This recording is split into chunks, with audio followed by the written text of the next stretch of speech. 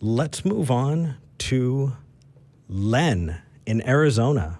Len, you're talking to Eric and Gail. Hey, how you doing? Hey, doing all right. What would you like to talk about?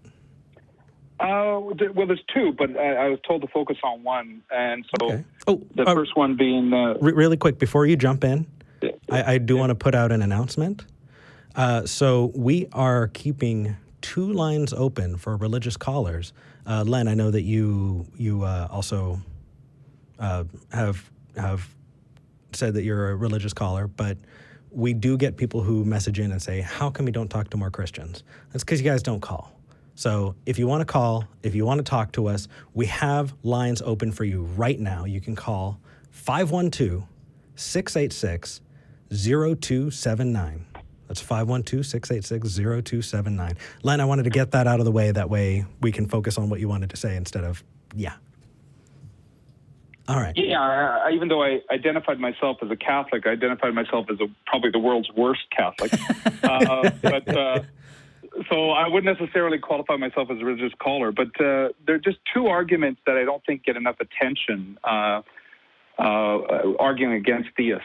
And one is obviously the morality debate and the source of morality.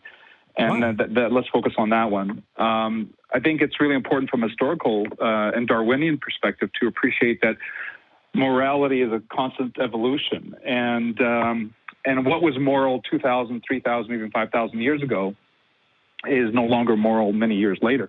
There was a recent debate where the atheist was making an argument that for the last 2,000 years of Christianity, that there's been an evolution of morality. And where would that happen? Well, that would have naturally occurred with or without Christianity. Albeit Christianity is probably a good courier system Len, regarding the natural evolution of morality. The interesting thing is, let's say we gave them that.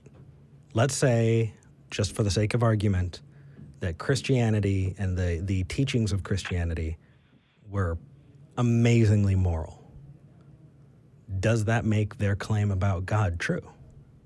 No, absolutely not. No, it certainly doesn't. Yeah. So that being the case, I love that, but I just wanted to make sure we contextualized it.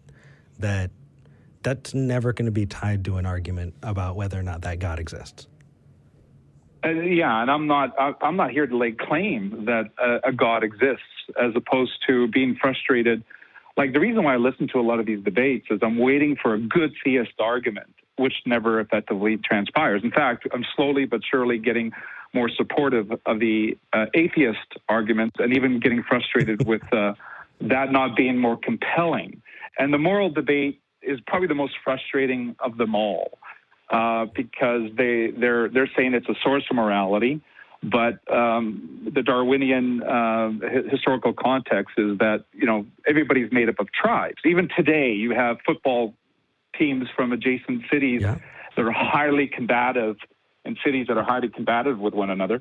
Well, 3,000 years ago, during the Old Testament era, it would be the Israeli tribe would effectively be, killing and murdering, towns to effectively, pillage from those towns. And that was considered moral 3,000 years ago. Of course, 1,000 years later, during Christianity's evolution, all of a sudden that got kind of strip mined and neutered. And then, Len, of course, many years later, there's more evolution. We're going a little far afield, buddy. Len, let me ask you something. With your background as a Catholic, what I heard you say was you're waiting for someone for a good theist argument about morality. Do you, just as a thought exercise, what would that be? Could you? I agree with you that we haven't heard it yet, but if we put our heads together, what would we say about that? And it always goes back to authoritarianism. It's just arbitrary. It's whatever God decides is moral, unless you have a different thought. Well, I think there's you have to define who the source is. If the source is religion, then I think there's a good argument for a theist side that Christianity, as well as other religions, were a good courier system for morality. They weren't necessarily the source of morality, but they were the distribution method for morality. So I think we have to give some credence to the fact that organized religion was a wonderful way to effectively distribute morality that naturally evolves from society, from tribes, from communities. So I think you have to give it the benefit to religion to a certain degree for just to be a real good UPS system of morality. And okay, but then there's another argument regarding God being the source of morality. Yeah, do you take that God is the source of morality? Well, this is where my transition, the atheist transition that I have right now, I said no. The more I study it, the more I'm believing that morality is an evolution of communities, of tribes, of social governance to one another. Like, 10,000 years ago, if somebody got a sprained foot and he was a hunter, you would have to protect that hunter until he recovered in order to protect your tribe.